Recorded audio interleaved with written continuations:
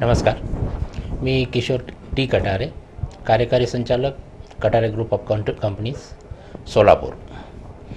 Cubical हे जे equipment आहे ते मी वेगवेगळ्या ठिकाणी वापरलेलं आहे आणि प्राथमिक स्वरूपामध्ये त्याचे रिझल्ट्स पाहण्यासाठी मी स्वतः घरी वापरलं त्याचं आणि रिझल्ट्स चांगले आल्यानंतर आमच्या टेक्स्टाईल युनिटमध्ये म्हणजे स्पिनिंग युनिटमध्ये आम्ही ते लावलेलं आहे आणि तिथं रिझल्ट्स चांगले आल्यानंतर आम्ही हॉटेलमध्ये सुद्धा लावलेलं आहे.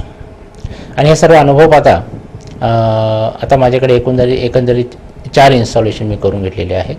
माझी पुढची गरज आहे, पुन्हा मी लावणारच आहे.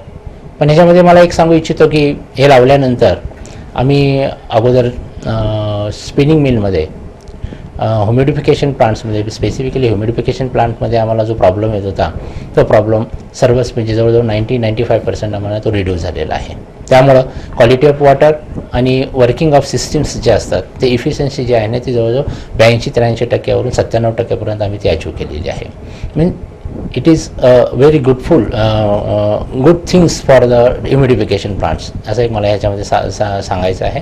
आणि ह्या व्यतिरिक्त नॉर्मली स्टार हॉटेल्समध्ये सगळीकडेच आपल्याला हायजेनिक असं वॉटर वापरावं लागतं आणि हे करत असताना पाण्यावर पर्याय म्हणून प्रोसेसिंगच्या पूर्वी आम्ही बोरिंगच्या पाण्याला आम्ही हे इक्विपमेंट लावलेलं होतं आणि त्याचे रिझल्टसुद्धा जे आहेत ना ते अगदी फॅन्टॅस्टिक रिझल्ट्स आहेत.